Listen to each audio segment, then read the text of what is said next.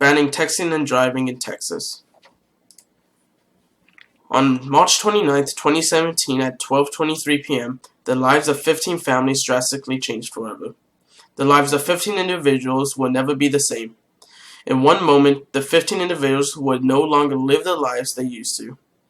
On that beautiful spring afternoon, a New Braunfels church group of 14 senior citizens were returning home from a quiet retreat near Garner State Park in Texas. At the same time, a 20-year-old young man had been reported to 911 to be driving erratically across the same road the church bus was traveling on. Tragically, he was not stopped on time. The young driver, Jack Dylan Young, collided with the minibus, killing 13 of the passengers. One passenger died later at the hospital, and one passenger survived. Young had also survived the crash. A witness to the crash who spoke to Young right after it happened recalled Young saying, I'm sorry, I was texting." Sadly, this is just one of the many tragic accidents due to texting and driving in Texas. This is just one example of many families losing a loved one due to selfish and careless driving. This is just one example of fathers, mothers, grandparents, brothers and sisters, aunts and uncles, or dear friends who will no longer be there to celebrate daily moments with their loved ones. Clearly, something has to be done to help prevent future accidents such as this one from happening again in the future. Texting and driving needs to be banned in Texas. Texting and driving is presently a major issue in Texas. The Texas Department of Transportation, or the Texas DOT, reports the following statistics. 1 in 5 crashes in Texas is caused by distracted driving. In 2016, there were 108,962 distracted driving crashes in Texas, up 3% over 2015. 552 people were killed, and 3,068 were seriously injured.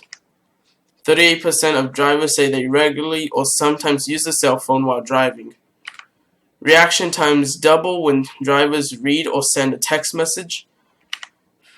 A driver that is texting at 55 miles per hour will lose sight of the road for nearly 5 seconds. This is comparable to the driving of the length of a football field. Crashes are highest among younger drivers from ages 16 to 34. According to the Texas DOT Executive Director James Bass, people are dying on Texas roadways because drivers are diverting their attention from the road to talk on the phone, send a text, post to social media, or engage in some other distracting behavior. When drivers take their focus off the road, they put themselves, their passengers, and others at risk. It's just not worth it.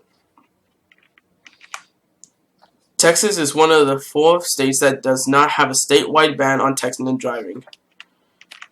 For years, State Representative Tom Kradick has pushed legislation that would penalize drivers who use their phones on the road. In 2011, lawmakers passed a texting while driving ban, but Governor Rick Perry vetoed it, stating that the state should not micromanage people's behaviors. In 2013, a similar bill was not brought up for a vote, fearing another veto from Perry. In 2015, Kradick once again brought up the bill for a vote. The plan won approval of the House, but was killed by a group of GOP lawmakers at the Senate. At the time, Kradick said the death of his texting and driving bill, it is especially tough to tell the families that have lost loved ones because of the texting while driving crashed, or to look in the eye of the victim who is permanently confined in a wheelchair because of a distracted driving crash. This year, once again, Kradick's bill is up for vote. On March 15th, the Texas House passed statewide ban on texting while driving. The bill will now go before the Senate for a vote. Now is the time to pass this bill. Now is the time to prevent future senseless deaths. Now is the time to tell all Texas citizens that those few seconds on your phone are not worth the alternative. Hopefully in 2017, all lawmakers will see the importance of passing a statewide law banning texting and driving. Passing such law would be the best way to honor the memory of the 13 members of the First Baptist Church of New Braunfels who lost their lives on that tragic afternoon on March 29th. Passing such a law might give some peace to the lone survivor of that church group and the families of the 13 lost. And hopefully, passing such a law will prevent all drivers, such as Young, from making the worst mistake of their lives. Future lives are worth saving by passing this law. Thank you.